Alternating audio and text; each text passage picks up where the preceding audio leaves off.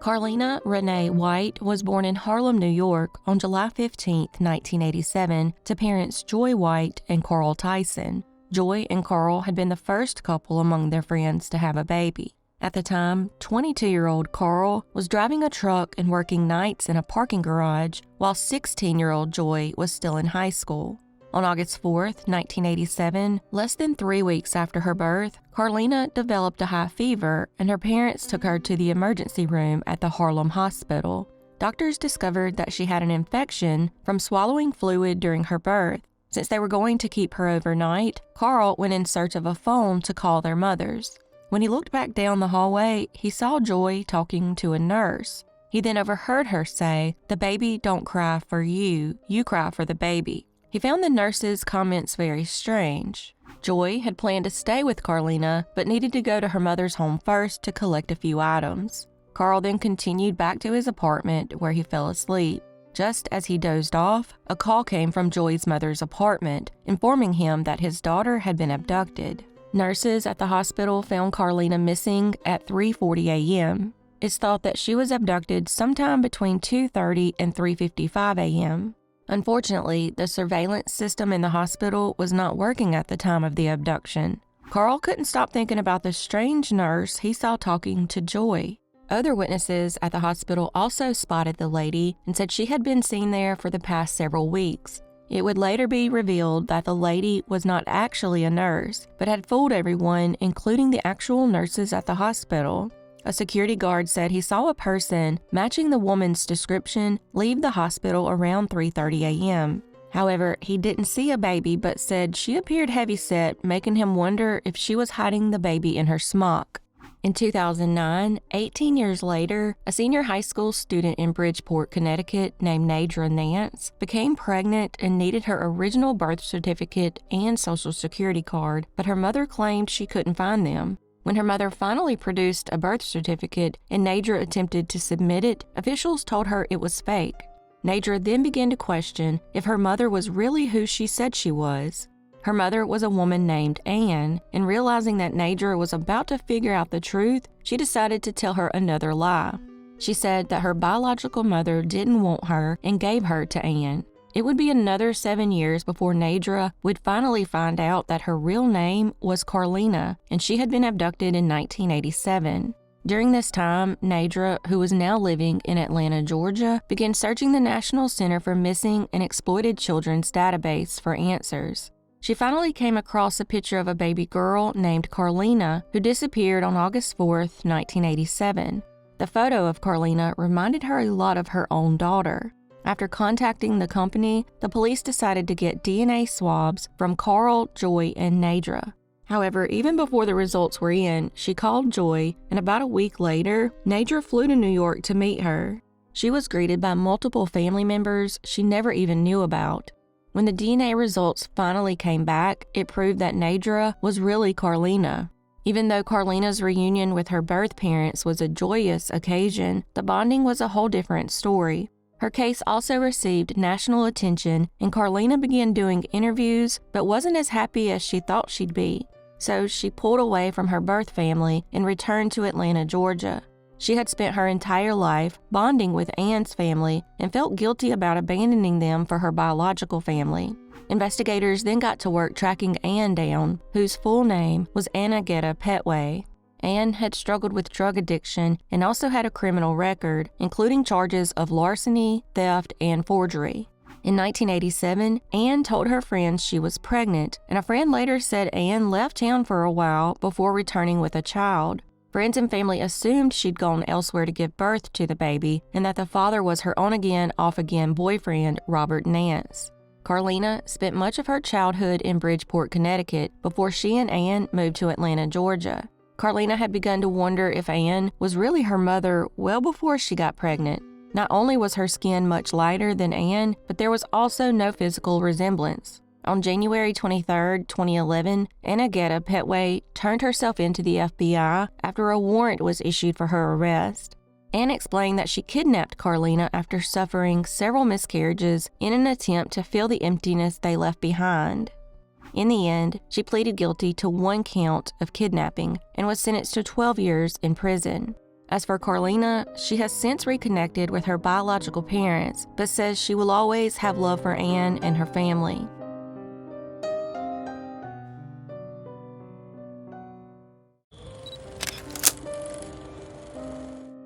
LaTania Carwell was born on April 17, 2001, in Palestine, Texas, and went by her middle name, Janelle. In 2017, 15-year-old Janelle was an honors student at T.W. Josie Comprehensive High School and dreamed of becoming a doctor.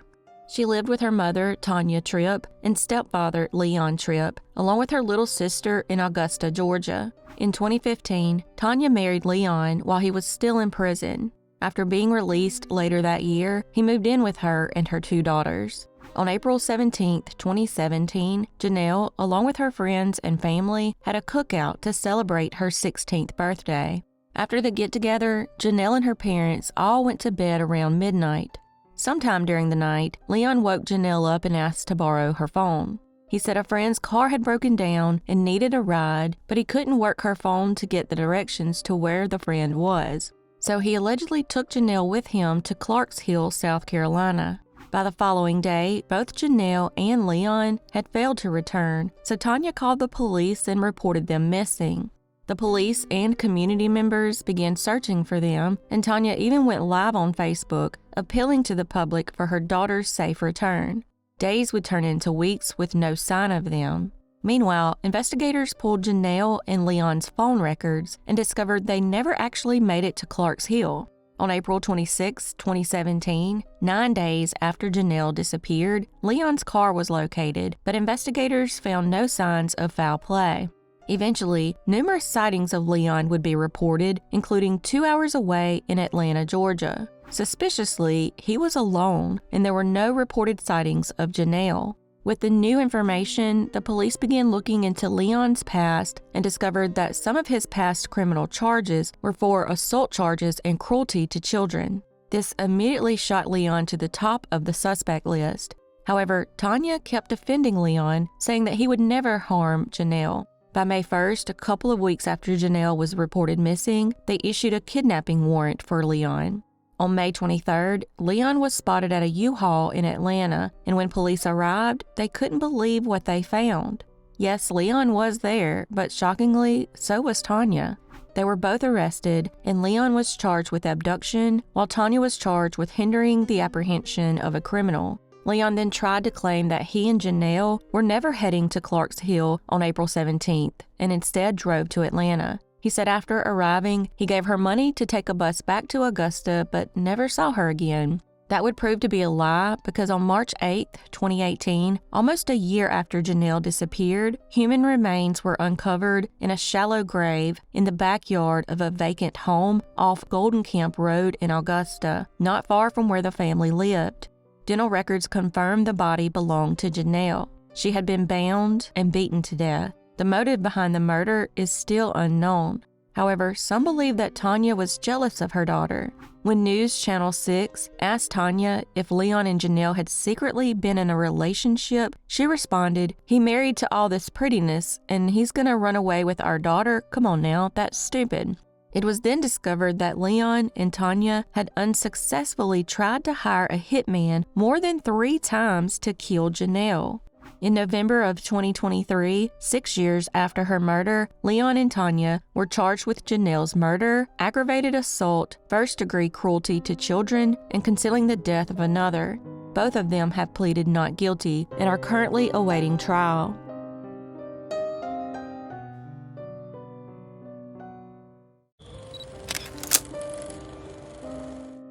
Nancy Jo McEvers was born on October 16, 1954, in Portland, Oregon.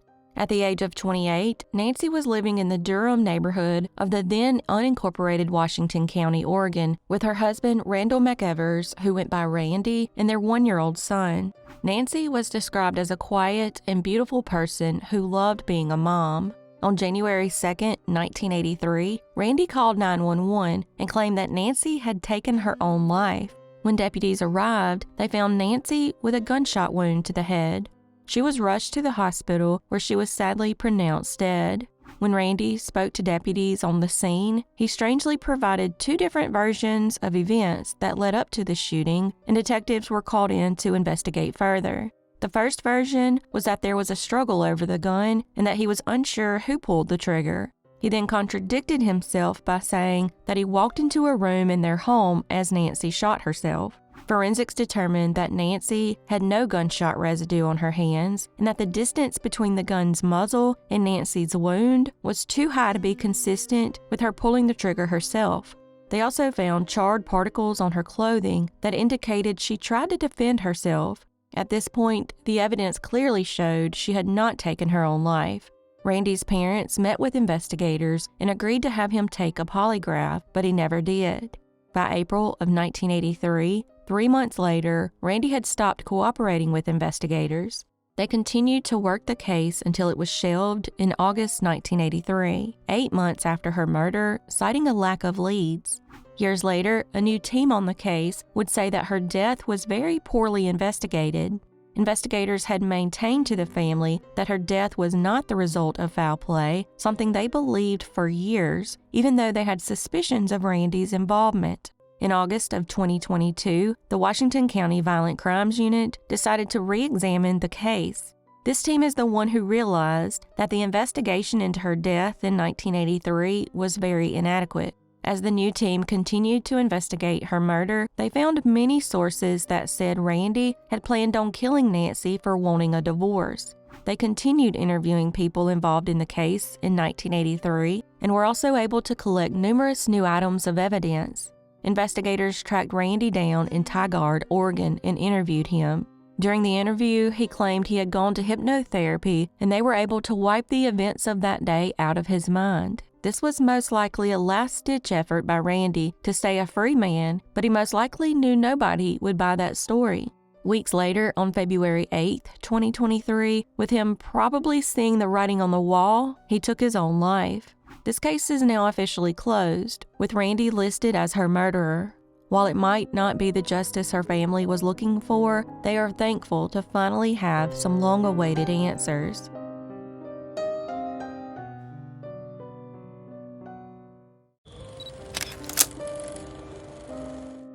On September 15, 1994, inmates working on the side of Interstate 10 in Holt, Florida, found human skeletal remains. Experts determined the remains belonged to a white female between the ages of 35 and 55.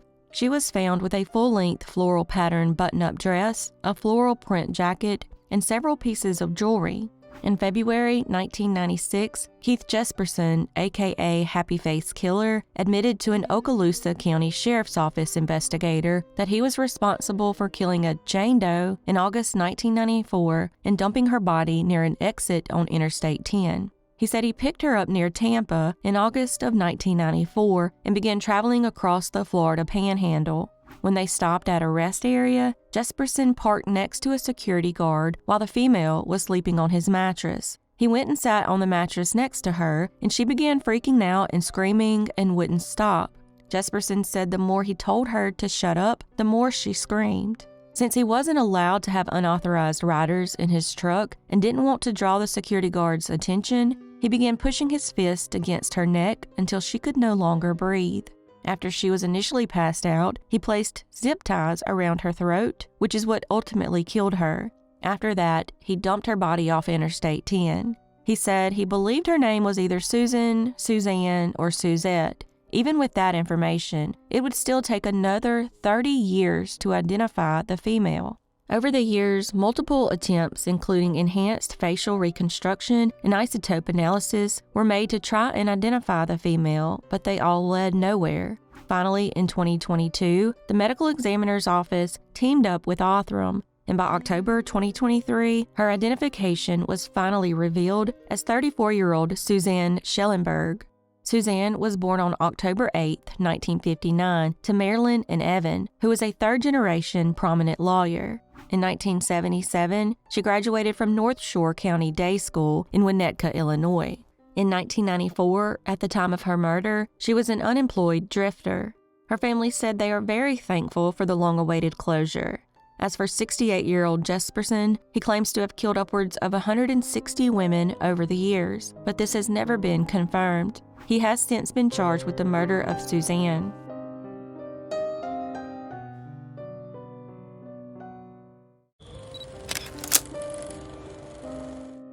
On July 3, 1989, a bulldozer was clearing debris at the Spokane North Side landfill in Spokane, Washington, when he spotted something that appeared to be human remains. When he got out and took a closer look, that was exactly what it was. The body was that of a white male wearing blue pants, a blue jacket, and a light-colored shirt. He had visible injuries, including skin tears and broken bones. At the time, the landfill was open to anyone from the public and only maintained by employees every 2 to 3 weeks. While the man's injuries were certainly suspicious, an autopsy revealed they were most likely caused by the bulldozer. Unfortunately, due to the decomposition, the cause of death could not be determined. Plus, his face was unrecognizable, and fingerprints could not be obtained, so there wasn't a good way to identify him. However, a forensic pathologist estimated the age of the man to be between 40 and 60 years old.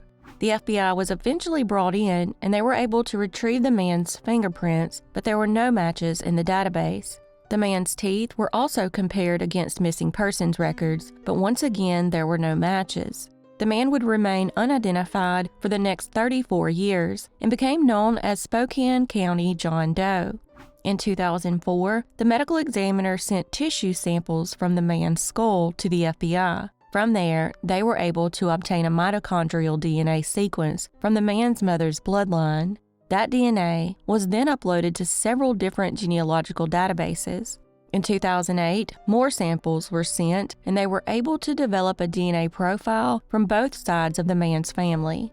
Even with this, it would still take another 15 years to identify the man. In 2023, the medical examiner sent the evidence to Othram, and with the help of their in-house forensic genetic genealogy team, they were able to provide investigators with some promising leads. This led investigators to the man's son, but unfortunately, he had been adopted at birth and never knew his father. However, he had been in the process of tracking down his biological parents and uploaded his DNA profile to a genetic genealogy database. He had also done some extensive family tree research and was able to provide investigators with a family name and a possible lead on who his father may have been. Investigators were then able to track down the sister of the unidentified man, and she agreed to provide a DNA sample for reference testing. Finally, in October of 2023, the man was identified as 44-year-old Clifford Wayne Bippes. Clifford was born in Teco, Washington on September 25, 1943, the oldest of 3 siblings. He served in the U.S. Army, and his sister last saw him about 6 months before his death. She was unable to reach him for several months and reported him missing in January 1990 after he failed to call or visit on her birthday. She searched for him extensively but was never able to find him.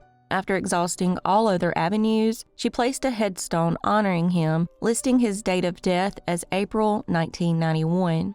At this time, the Spokane Police Department does not believe Cliff's death was criminal in nature, but they hope if someone has information on him and his death, they will come forward.